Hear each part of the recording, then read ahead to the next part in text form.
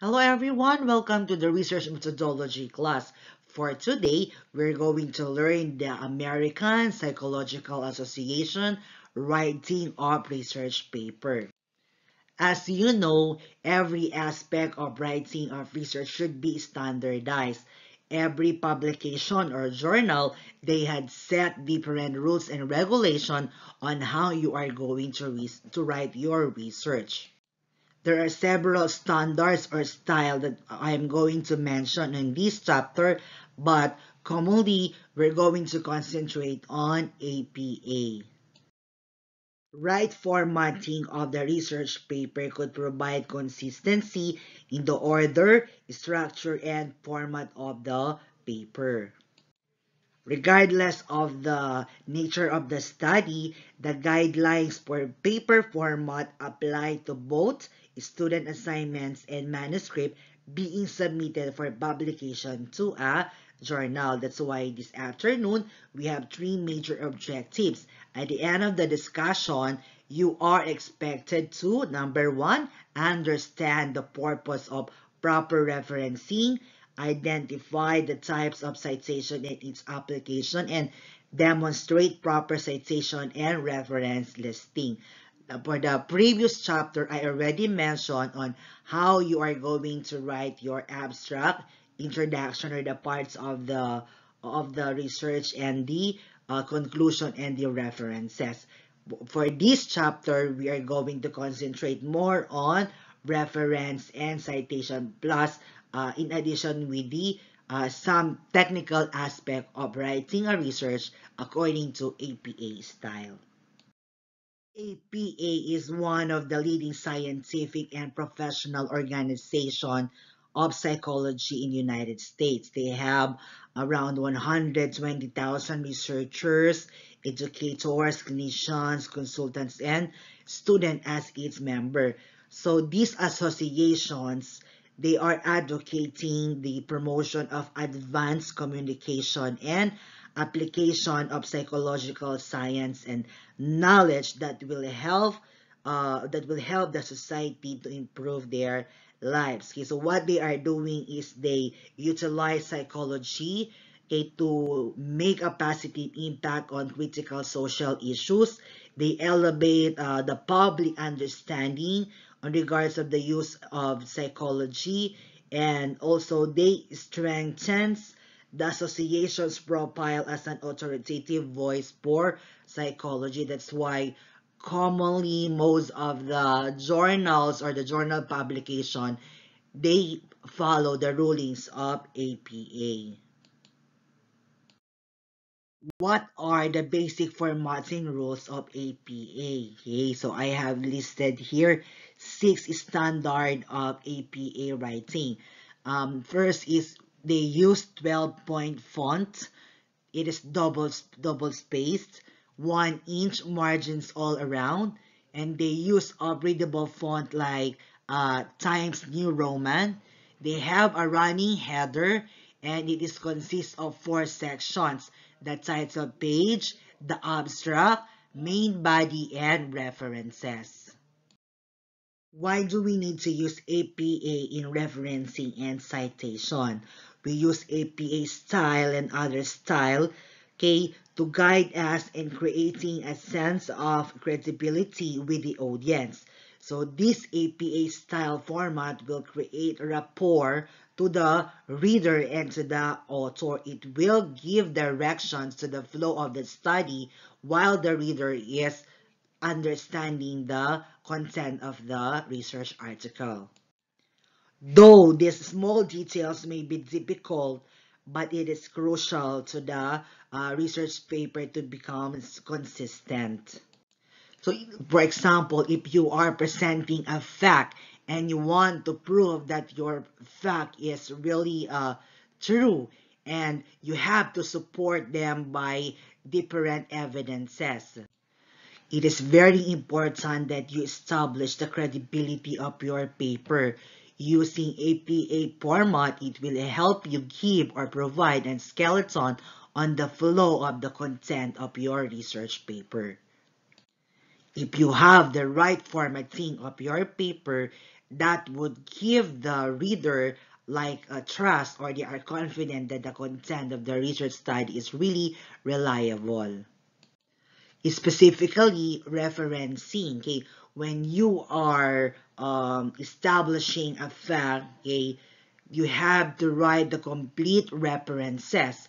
If it is not complete, how do you think the reader could be able to find out that the data or the information that you were saying is really valid? So this APA format could help verify the information or read further on the topic. So this referencing demonstrates that the researcher have undertaken several digging of information to establish and obtain relevant information. Why do we need referencing in our paper? Because referencing is a consistent method of acknowledging information sources or acknowledging another person's idea which you have used in your own writing. So even it is just like an image or a facts, videos, audio, it must undergone, or you have to mention the people who had first used that information. Remember, this is a study. So when you study, you need an evidence to prove that your information gathered is really reliable. That's why you need to show the evidences that you gathered those information from a reliable research or a published research paper as well. Okay, why do we need to reference? Because it would assist you to avoid plagiarism, okay, and would also help you demonstrate the depth and the breadth of your research and writing. When we use referencing, it enables other researchers to locate your sources, and in international publication, it would give good points, or it would establish or strengthen the credibility of the researcher's paper.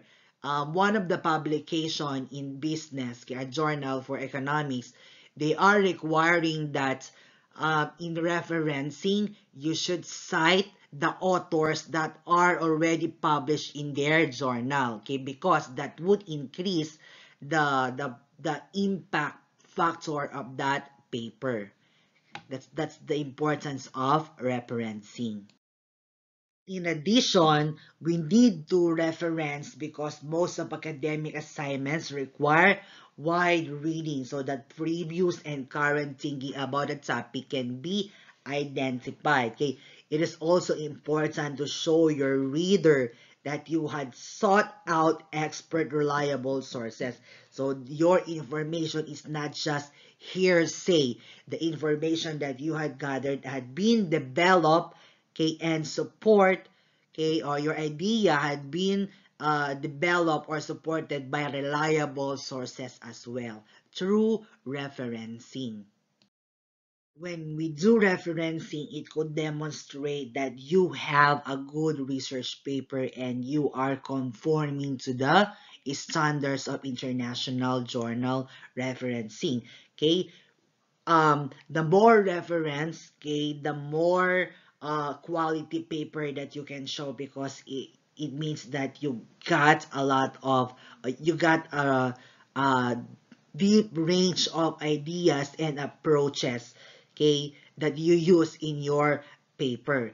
And more so, referencing could acknowledge or recognize the ideas of other people, okay, affirming your paper is somehow the same with the output of that article. And lastly, you can inform your reader that they can find or they can locate the sources of information that you had used. What are the resources included in our reference list? Number one, you could find the books, including electronic books, journal. Those are being published in online.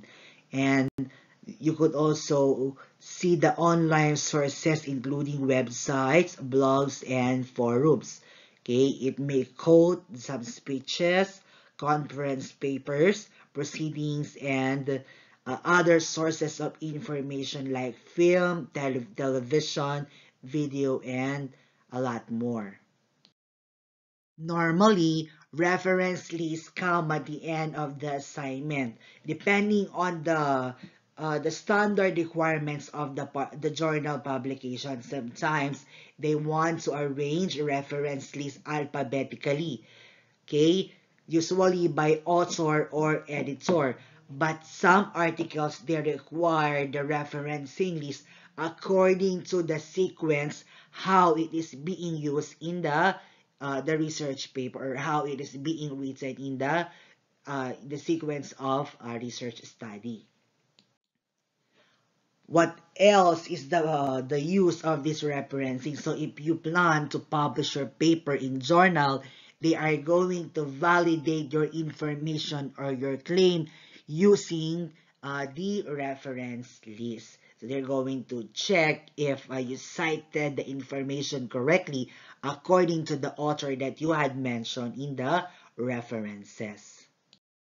So we have here a particular example of references. For one author, you can see the surname first and then the initial of the first name, the year separated by period, then the title of the book, what edition, and this is another title for the like it was proceeding or the journal, then the page, then the location, and the publisher.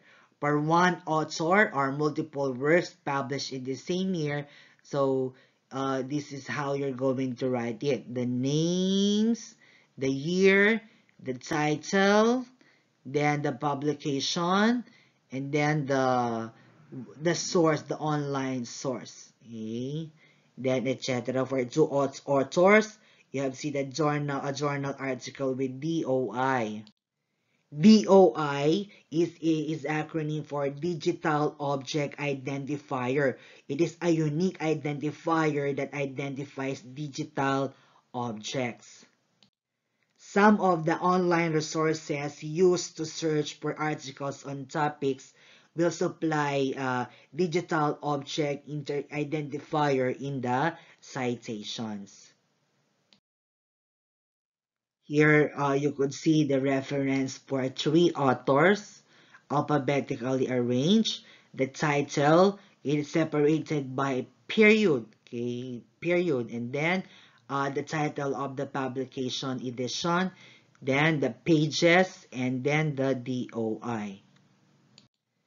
Take note, do not forget to use "and" before the final author.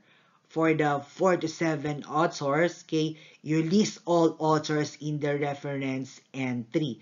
In the reference, we have to completely write the names of the authors. We only use the first name and et al. In the citation. But for the references, you have to mention all of the authors. But if it is more than 6 authors, okay, what you are going to do is you include the first 6 authors and the last author and followed by date and other information. So the 6 authors and then the last authors, then followed by the dates and other information.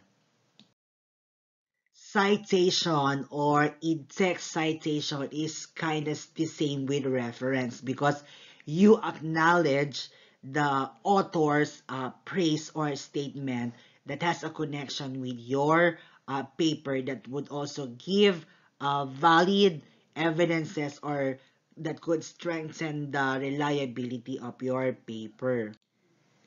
Generally, the combination of both the embodied citation and the bibliographic entry constitute what is commonly taught as a citation. We use citation to what? To avoid plagiarism or to uphold intellectual honesty, and to attribute prior or unoriginal work and ideas to the correct sources. Of course, if it is my work and then you claim it is your work, without citing my name in your paper, that could be already a plagiarism, or that could be a stealing of others' own works. So, particularly, we use citation for what? To show which reference supports a statement. Secondly, for a direct quotes or a direct quotes when you repeat a passage from a text or speech or video or in your assignment without changing any words, okay? And when you paraphrase the information, okay, you use your own words to restate the meaning of a text in your assignment or in your paper. When are we going to cite? Okay, remember every time that you are going to include someone's work, someone's statement, or someone's idea, you have to recognize their ideas. Okay, you can do paraphrasing in your own words, and you can summarize someone else's idea using your own words. Content of citation may vary depending on the type of source, and it may include the book, the journal, a newspaper, website, play, poem, and interview. What are the different types of citation? Commonly, we have four types. First is integral citations. Secondly, non-integral citations. Third is the multiple source citations. And four is the secondary citations. In integral citations, the name of the cited author is a grammatical part of the citing sentence. It focuses more on the researcher, and it is followed by the action words or the verb. From the word itself, integral, okay, it gives emphasis, or it is necessary, okay, to mention the name of the author. Secondly, for the non-integral citation, the author is in reference. It focuses on author's idea or information. That's why you could see here in example number 2 that the name and the year published and the page where you can find the author is at the end of the sentence. For more than two authors, what you are going to do is arrange the citations alphabetically, followed by the year, and also you separate the citations with semicolon. So the title is Air Pollution is on the Rise in Numerous Countries. So Lee, comma, then year, semicolon, Jones, comma, year, semicolon, and Smith, comma, year, and then close parenthesis, then period. When are we going to use secondary sources? Okay, we have to use this sparingly. For instance, when the original work is out of print or unavailable through usual sources or not available in English. So you can give the secondary source in the reference list, in text, name the original work, and give a citation for the secondary source. So it's not you directly read it, you only get it from the other source. Okay, so like for example, air pollution is on the rise in numerous countries. Lee, 2016, cited in Smith, 2019. Another important aspect of APA format is the use of et al. Okay, where there are several authors, okay, the first time more than six, okay, only the first author should be used followed by et al. But in citation, it's okay. But for technical writing, et al. Is a informal way of writing the words others. Okay, that is the Latin word for et alia, meaning others. So if you could take a look on the example, Wong et al. 2005 found that the majority, so this is integral references or citation. But if you're going to use non-integral, you're going to put the name of the author and the year at the end of the sentence, or you're just going to quote it with open and closed parentheses. You're going to emphasize the is statement. So on the chart, you can see the format in text citations for APA 6th edition referencing. You could see here the number of authors from 1 to 5 or 6 or more. And then how are you going to write it for integral and non-integral. For the first citation, okay, you mentioned the surname and the year.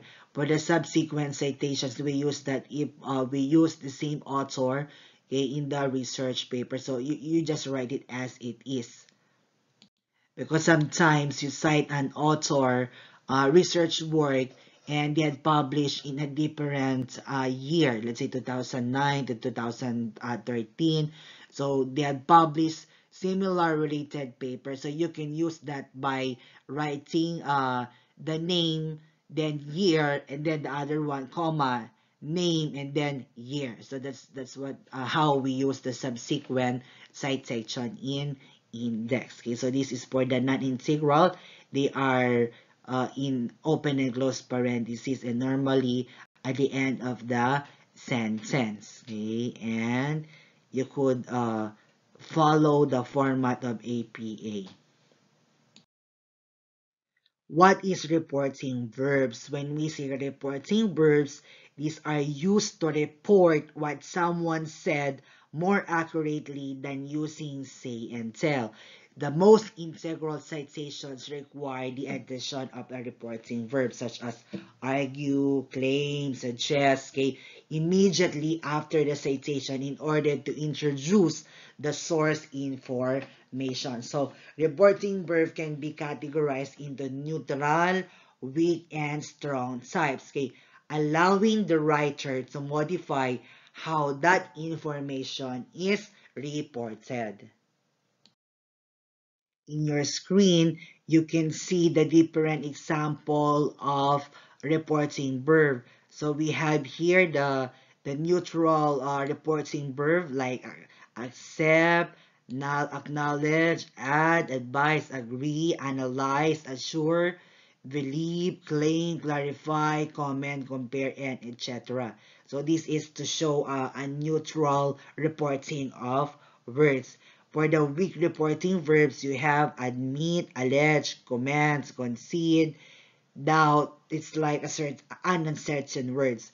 For the strong reporting verbs, you can see here accuse, upload, argue, assert, blame, boast, complain, congratulate, criticize, and etc. Okay, so we can use this if we want to cite a particular author in our during our writing of paper. Nowadays, understanding and learning the APA format is not difficult. They are all available in the YouTube or in the internet.